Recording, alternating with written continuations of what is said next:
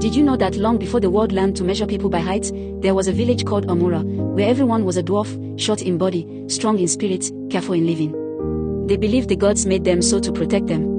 And for generations, nothing challenged that belief. Until Ada was born. The child who stood above all. Ada's mother, Nena, was gentle and quiet. On the night she gave birth, the moon stood still, and the midwife dropped the child in shock. The baby's legs stretched far beyond the mat. "She is tall," the midwife whispered. The elders came. They measured the child with their eyes and said nothing. But Ada's father, Okari, puffed his chest. "A tall child," he said proudly. "This means I am a special man." From that day, pride entered his heart. Believing the gods favored him, Okari married a second wife, Jane, to prove his greatness. "If the first wife gave me a tall child," he boasted, "the second will give me something greater." The village waited. When Jane gave birth, the baby was a dwarf. Small, even more than Amura village height standards. Shame covered Jane. From that day, her heart turned dark. She watched Ada grow taller than trees, stronger than paths, while her own child, Uju, remained small and fragile. And envy planted its roots. Jane smiled in daylight but planned at night. "She is not normal," she whispered to herself. "She does not belong here." She poisoned Okari's mind. "Ada's height will bring trouble," she said. "The gods will punish this house." Okari listened. Nena grew weaker. One season, sickness visited her. By the time the moon changed twice, Ada's mother died. The village cried but Jane did not. Ada became truly alone. Not long after, strange things began to happen. Every morning, giant footprints appeared at the edge of the village. By noon, animals would be found dead. By evening, crops withered. By night, fear walked freely. No one ever saw the spirit. Only its footsteps. The elders called the chief priest, who cast cowries and shook his head. "This curse is old," he said.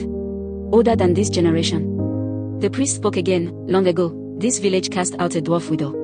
Her husband died. Her 5 children died. You called her cursed and drove her away?" The elders trembled. "The gods have not forgotten," the priest said. "The spirit you fear is Asaro." Silence fell. Then the priest looked up and said, "The gods have sent a solution," he said. "She is tall because she must stand between the living and the forgotten." The elders gasped. "Ada must marry the prince of our land," the priest continued. "Only then will the curse be lifted." The elders informed Ada and her family. Ada's heart raced. She did not choose this. But the gods had. That night, Jane and her daughter Uju sat awake. "If Ada marries the prince," Jane hissed, "she will become greater than us all." Uju trembled. "What do we do, Mama?" Jane's eyes hardened. "We make her small." At midnight, while the village slept, they crept into Ada's hut. They tied her hands, covered her mouth, and raised a sharp cutlass. "If you are not tall, you cannot be chosen," Jane whispered. They cut Ada's leg and fled into the dark. Ada screamed until her voice broke. At dawn, Jane and her daughter ran to the village square where everyone including the prince have gathered. "Disaster," she cried. "The gods have punished Ada. They cut her leg in the night." The elders wailed. "The gods have rejected her." The village started mourning. Then, Ada appeared. Standing. Oh. Tall. With 2 legs. Not a scar. Not a wound. The village fell silent. The priest dropped his staff. "The gods have spoken," he whispered. Ada raised her voice. "You tried to make me smaller," she said, looking at her stepmother, "but what the gods give cannot be cut." Jane collapsed in fear. Finally, Ada married the prince. That night, everyone became taller. Rain fell. The footprints vanished.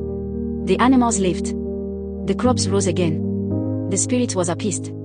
Till today, Amura teaches its children. Do not envy the one who stands tall. The gods make no mistakes. And what is destined cannot be destroyed by evil hands. Moral. Destiny cannot be shortened by jealousy. What the gods ordain, humans cannot destroy. Communities suffer when they reject the innocent.